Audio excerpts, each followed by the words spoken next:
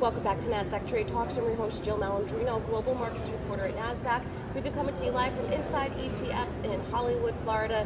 Joining me for this segment, we have Eric Irvin. He's a co-founder and CEO of Black Force Capital Reality Shares, with an update on our favorite topics, blockchain and cryptocurrency, and how that fits within the ETF space. Eric, it's great to see you as always. Yeah. What a difference a year makes, because I remember you guys rang the opening bell at the Nasdaq market site in Times Square for BLCN, that's Reality Shares Nasdaq Next Gen Economy ETF.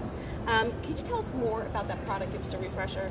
Yeah, we're big believers in blockchain innovation, and we think it's going to hit almost every sector of the economy. It's so much bigger than just Bitcoin. Bitcoin was really like the first invention that was used. It was like that first killer app of blockchain technology. But really, from a growth standpoint, IBM, Nasdaq, all sorts of companies are using blockchain in their business and actually generating significant revenues on it.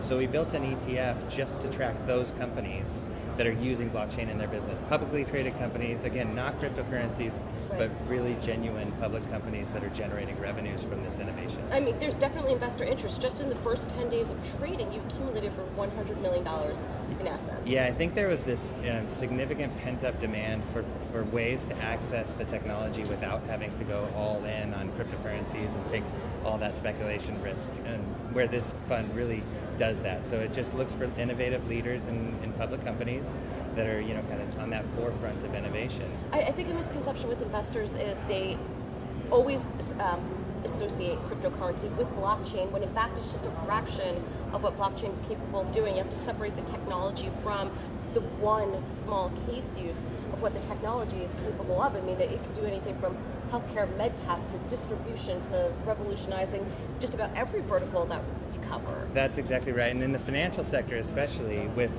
so much of information is database and manipulated databases, because we all have these duplicated databases, where what the Bitcoin blockchain is this distributed database. The Australian Stock Exchange thinks that they can save billions of dollars a year just in using blockchain technology in their business. All right, now last week you launched BCNA. It's a blockchain ETF focused on China.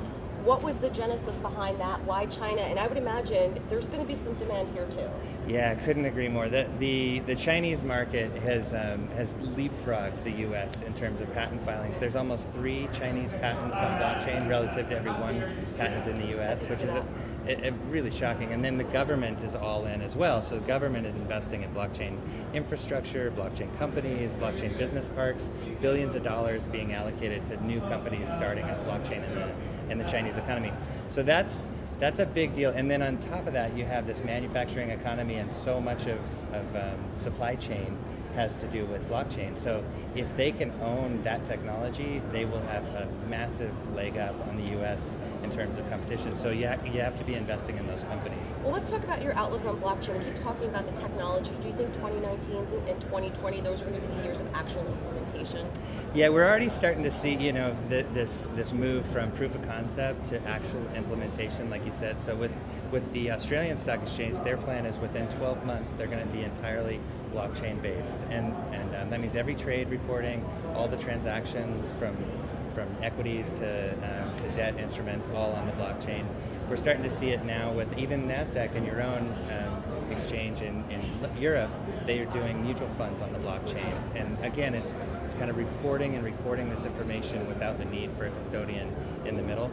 Then Walmart. So Walmart now has all of its lettuce and green leafy products on the blockchain, just to prevent E. coli breakouts and this unawareness of where the E. coli is coming from. They know right now to a precise farm where that lettuce came from and how to take it off the market. It just makes so much sense. Now, on the flip side, what about cryptocurrencies?